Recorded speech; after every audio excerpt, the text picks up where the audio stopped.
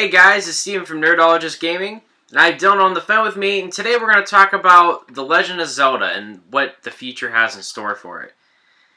Dylan, Ayanuma said that the future Zelda games are going to be open world. What do you think about that? Um, from, I've played a lot of the Zelda games. There's a few that I haven't played. However, I really enjoyed Breath of the Wild, and a lot of people, whenever I say that, they're like, "Oh, you should play Skyrim. You should do this." But I'm like, "But it's not Legend of Zelda." So I think if it's Legend of Zelda open world, I'm going to enjoy it, and I think a lot of people will enjoy it. However, I think people are going to enjoy any Legend of Zelda they put out, pretty much. I do agree with that, and personally, I haven't played all the Legend of Zeldas. I played a good few of them, and I think that having Zelda being an open world kind of complements. I don't want to say modernization with the series, but it's something new, but it doesn't feel any different. So I don't know. I'm excited to see if they do that and they kind of stray away from the linear path. I definitely agree. I think it is kind of like a refreshing take on Breath of the Wild or Legend of Zelda for Breath of the Wild to be this way. I think they're kind of getting like in a set mode because recently, before Breath of the Wild, I played Wind Waker as well as Twilight Princess, the HD remakes for the Wii U, and I absolutely love those games. But I fell in love, I think, with Breath of the Wild for way more reasons than I did for those games. I think those games was just mainly because there's other games, but there's so much stuff you can do in Breath of the Wild just because it's an open world.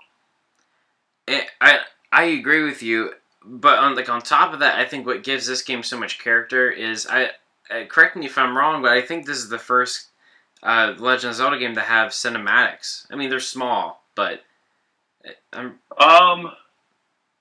In Wind Waker and Twilight Princess, actually, the only ones I can think of right now do have some cinematics, but they're not as, for lack of a better term, cinematic as Breath of the Wild, as in, like, they look like they could be at a movie theater. I'd watch the whole cinematic cut of Breath of the Wild together if they played it at a movie theater. That's how much better I think it is in that, and I think that really helps the series as well. And I think this is the first game to actually have like spoken word instead of all subtitles. Definitely. Yeah, I didn't feel like I was reading a lot during the game. Obviously, whenever you make choices, whenever you're talking to characters and stuff like that, you do have to read a little bit. However, yeah, I think it is the very first Legend of Zelda game with no spoken words. Or with spoken words compared to just subtitles. How you mentioned, how you said, like, whenever you're talking to characters, you can choose what you can say. I love that they had very, like, subtle elements of RPG in there without it being an RPG. Yeah, there's something about the game that is very, like, I don't know how to describe it. It's very, like, a mixture of a bunch of genres that really, help out, like I said before, the advancement of Legend of Zelda, because the last new Legend of Zelda game to follow the main storyline, other than, I guess, Triforce Heroes that came out recently, or Link to the Past, which I have never got the chance, not Link to the Past, sorry, Link Between Worlds that I've never gotten a chance to play, was Skyward Sword, and everybody knows the feelings on that game. It's very lore-driven and stuff like that. However, the motion controls just kind of ruined it, and they really focused on that. But in this game, they focused on, this is the Legend of Zelda game that is like for a new generation, that a new generation of people are going to be able to play.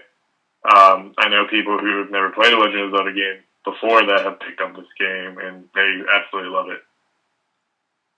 Yeah, I definitely think that this is a good game for like kids younger than us to actually step into. Especially, I think my cousin, who's never played a Zelda game before, watched me play it, and he couldn't believe that that's what Zelda has become, and he actually went out and bought a Switch just for Zelda. So Yeah, whenever the Switch released, they were like, "Oh, it's a $260 Zelda machine." It's like, well, I'm willing to pay $360 for Zelda. I don't know about you, yeah, but I think it was definitely worth the investment. yeah, I agree. So, what do you think about the weapon durability? You know what? It really didn't bother me. Because there's weapons readily available. I found myself using bozo clubs and other things like rusted broadswords and stuff like that more so than anything else. I mean, eventually, you do find, like any other Legend of Zelda game, the Master Sword and the Hylian Shield. Right. But it does have some things that work with that too. That you can run out of energy with the Master Sword, or your Hylian Shield can break and you can get it repaired. But those are the only two quote unquote indestructible items in the game. And I think that is all that they needed because those are like series staples. However, a Boko club that you can just pick up and beat Bokoblin with, um, I don't really care if I have that for the entire game, you know? Like, you can start me with a wooden sword, but if I can upgrade from that I'm fine with that. Right. And I like the fact that they had weapon durability in there just to kind of give you the fact that everything has gone to hell, you know. But on top of putting the weapon durability in there, I think it fits this game very well, and along with the mechanics, it does fit. However, I don't know if it would fit for any future games. Yeah, I mean, like, not that I'm against it. Like, it wouldn't really bother me. I just don't know if they should, like with Yeah, the future open world I games. would I would agree. It's hard to say. I mean, as we all know, the Legend of Zelda lore and backstory is so in depth and so diverse and so all over the place that every link could technically be a different link from a different era, a different time, different whatever. Um, I like working towards getting the Master Sword, and I just have like a nice sword or whatever throughout the game. Um, with the durability, though, I have to kind of, it gives another aspect to think about while you're playing the game. If I see that I'm fighting a Bokoblin or a Moblin, and my um, Knight Halberd is about to break, I can realize I'm just going to chuck it at them and then go to my inventory, pick up another thing, and if that's going to break, I'm just going to chuck it at them too, and I'm going to run away. And it gives you the option, pretty much, if you don't have any weapons, you can't fight anything, and you're just going to die. And the game's brutal in that, so it gives you the option to run away from battles. I know Which is I spent a nice, lot of yeah. time. I spent a lot of time just messing around and fighting people, and then I realized, well, I am killing my entire inventory. So I just kind of started avoiding stuff that makes you think. On the topic of running away from battles, uh, I kind of feel like in this game now. I'm gonna backtrack a little bit. So, like, every game, well, every Legend of Zelda game has their own temples, like how there's a water temple, the fire temple, etc., etc. But the how like they kind of did it different in this game with the shrines, and there's over like 121 of them, I think. But Yeah, I'm not definite on the number, but it's in the hundreds. and like on top of that, with the divine beast, without giving away any spoilers, like essentially it's like a big shrine, it's Yeah. but the boss battle at the end, I feel like they differ from um, past Zelda games, how it almost felt like a platforming game whenever you were fighting them before, but now you kind of have to have a strategy in order to take them down. Are you referring to the bosses at the end of the Divine Beast? Yes. Okay, yeah. Like I said before, it makes you think. I know minor spoilers. The Divine Beast that is protecting or used to protect the Gerudo people, the boss is electricity based, and it took me about 45 minutes just to figure out how to beat the boss because I told myself I'm not going to use a walkthrough for it. And 45 minutes later, I'm like, oh, that's how you do it. Yeah, I struggled with the fire blight. That Yeah, that I struggled. that guy was hard too. Yeah, I mean, I liked it because it was more of a challenge, and it made me think.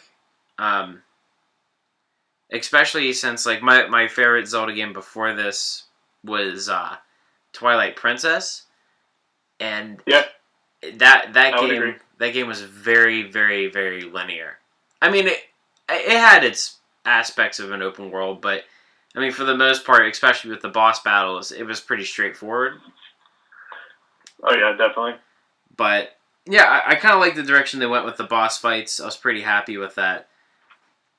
Yeah, this game seems to be a kind of a left turn off the path that Zelda was going on because if you track it back to 2000, you're looking Majora's Mask.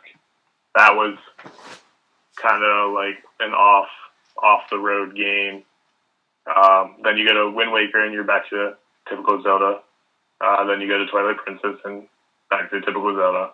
Skyward Sword, same thing. They don't give you much freedom, but this game, I don't know I don't even know if the developers know what you can do in the game at this point. I think there's so much stuff to do in that game that they're like, here, you're in Hyrule Field, hands off, and go, pretty much. Yeah, because I remember them even. I think they said before the Switch even came out that it would be impossible to beat this game within a day. 100%. You could probably rush through the story, but I mean, like with every shrine and all 900 of the seeds and stuff. Yeah, I don't know. Yeah, from what I understand is as soon as, and this is knowing a little bit about speedrunning, you can do the, what's it called, tutorial. And then if you want to, you can take a Boko club, your paraglider, and a wooden pot lid, and you can walk up right to Hyrule Castle and fight Ganon right there if you want. Oh, really? Like, good luck, but yeah, but you can do it if you want to. Oh, well, yeah, I didn't know. The rest of the story is what helps you defeat the final boss. Yeah, especially with those pictures too. Whenever I think that one's on the one, yeah, it was on a bridge in the Hyrule Castle, and as soon as I touched as soon as I touched the gate, I saw like claim it again, and he like growled or something and went to the castle, and I was like, oh shit, did I just walk into the boss battle? And yeah, there's points where I spend a lot of time just trying to unlock the towers so I can fast travel. And that, for the record, a little tip for anybody listening: if you're playing the game, get as many towers as you possibly can so you can fast travel. I completely agree. Yeah, that will 100% help you out in the long term. I couldn't agree more. I was kicking myself in the butt a little bit because I was just doing them as I went along in the game. But then I noticed that you don't really hit every tower, like in the game. Yeah. You only go to, I think, the 4 points, and then that's it. Somebody asked me how many hours I play into it, and I'm not sure, to be completely honest. I could tell you it's between 50 and 100. But I know at least 20 of those hours were just wandering around Hyrule and unlocking towers or doing side missions or taming horses because I don't know why I found that enjoyable. But I did. Yeah, I'm a fan of the sand seals. Oh, yeah. But yeah, I agree with the time put into it. It's crazy. And I think it took me about a month to get through all the Divine Beasts. Well, not like just to get up to them, because like once I started like hashing them out, it wasn't too bad. But I think that having put so much time into this game, and I literally played it every day for a month. There wasn't one day that I remember there's not one day I don't remember playing it, and that's crazy for a game because especially like I get frustrated when I can't beat it within a timely manner. But in this, like I don't want to fight Ganon yet just because I don't want That's the game to exactly how end. I felt. Yeah. I never got bored with the game. I never got frustrated with the game. The only thing that was frustrating was the blood moon, because I would have killed a whole army of moblins or bokoblins and like, oh, just getting their back. Oh But yeah, that's the yeah. only time I've ever got frustrated with that game. I know. I don't even know what the time limit is for the blood moon. I don't know how many times it keeps coming back, but yeah, that's probably the most frustrating aspect for me in the game. That and when you get electrocuted so when you much drop all your weapons. That's oh yeah, and you're like, and I just run away. Yeah. There's just so much you can do in that game that doesn't have to be story driven. And I mean, obviously, there's a story of Calamity Ganon, etc., etc. I'm trying to keep it spoiler free, but yeah, like you can just walk up to somebody, and I think there's those little nuances in the game. Have you, by any chance, ran into any of the ninja people? Oh yeah, the it starts with who constantly want to sell you bananas? Yeah, it starts with a Y. What is it? Hold on, give me 1 second. Because they're the followers of Ganon, aren't they? No, they're the so they're the opposite of the Sheikah. Oh, okay. Where is this? So the opposite of the Sheikah are, and the Sheikah is obviously like from, if you know more about Zelda, like where Sheik came from, where the Sheikah play come on, it's called Yiga or Yaga. Oh, the Yaga. Okay. Yeah. But yeah, that like those little nuances that they put in, that like they have like, oh, you don't want to buy my bananas, you must die. Yeah. Stuff like that. Like that stuff like actually made me laugh out loud while playing a Legend of Zelda game, which hasn't happened in a long time. There's a lot of things in that game that made me laugh, and I can't say because of spoilers. Yeah. But yeah, I don't think I've smiled as much as I have playing a game in a while since Crash. It's a really enjoyable game. But I really do think that for future Zelda games, because I don't think they're all going to be as big as Breath of the Wild, and they don't need to be. And I don't know if they're going to do the shrines again, but I'm thinking that maybe they could do something like, if they were to do like bring back the temples like from the older games, maybe make them bigger. So like let's say like you unlock the first portion of your map or whatever, and there's like 3 or so temples. Like walking into it isn't just like a shrine, like there's going to be like a lot more to it, like more complex. Oh yeah, that would be really interesting. But whenever it comes down to me, in a personal opinion, I am not ready for a new Legend of Zelda game in the next year, 2 years, 3 years even. Yeah, I agree. Because I just want to continue to play this game. I finished it. I didn't complete it 100%. I would love to do that, but I don't have the time right now to do that. I just still want to walk around Hyrule and do shrines and talk to people and ride horses. Like, that's fun to me, and especially with DLC coming out too. Yeah, which is really rare for a Legend of Zelda game, especially. I think this is the first time for DLC for them. I believe so, but all I know is I'm looking at the DLC pack 1 right now. Is you get Tingle's outfit, and that just pulled me on it. Yeah, I don't know if they're gonna do any story expansions. I doubt it. From the DLC pack 1, I'm actually reading this right now. You get with the pack 1 Trial of the Sword, Heroes Path mode, hard mode, right. Which I don't know how that's gonna work. Oh God. Yeah, Travel Medallion. I'm not too sure about that either. But then it says new armor, Majora's Mask. I guess what you can wear, Midna's helmet from Twilight Princess, Phantom armor, Midna's helmet, yeah, Tingle's outfit, and a Korok mask. So yeah, I mean, and then oh no, go ahead. Oh, sorry. DLC 2, all it says right now is a new original story, a new dungeon, and additional challenges. Oh, a new original story. Yeah. Hmm. So it might be the way the game ends. I would like for it to be a continuation of that. However, I will be willing to play anything that they put up. Yeah. I mean, I haven't beat it yet.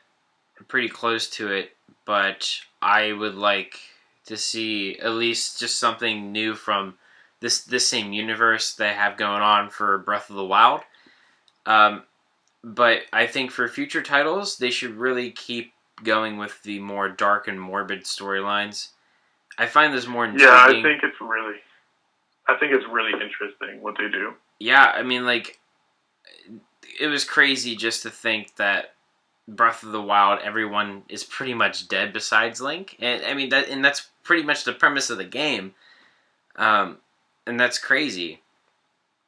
And I did love how dark Twilight Princess was too. I mean, it wasn't as dark, but it just had that same feeling. You know, it was this dark and gritty, and you know that it's. I don't want to say that's new for Zelda because I just think they portray it differently, like in that sense. But I think that they should keep dabbling with it. Yeah, I would say Breath of the Wild has a certain je ne sais quoi about it that you can't really replicate or put into words what makes it work, other than the fact that it's a good game. And if you haven't bought it yet, you should probably buy it. Even if it's for the Wii U, you should go out right now and buy it. Oh yeah, I mean it sucks too because not a lot of people have Wii U's because it was a flop. And I mean I liked mine and I enjoyed my time with it. I love the Wii U. Yeah, but not a lot of people pitched into it because they just didn't see it as a big console. I mean I don't blame them because it was marketed poorly. But if it would, I mean, you named it after the Wii, which kind of ran its course, and then you put a U at the end, and it's the expansion to the Wii. Yeah. So that's a whole different story for another day. Yeah, and plus the Switches are out of stock everywhere still, and it's been almost 2 months. Even the Pro controller's out of stock. An $80 controller, 70 or 80, sorry, is out of stock. Yeah, you're right. I think it's $79.99. Oh no, it's $69.99. I'm sorry. But still, yeah, I mean, that's crazy. The Joy-Cons, the colored ones, are completely out of stock. I didn't know that one, but I bought the last pair at GameStops. Alright, well, I think that's going to do it for us today. Please don't forget to like and subscribe, and for anything Zelda and the Nintendo Switch, please come on back to Nerdologist Gaming.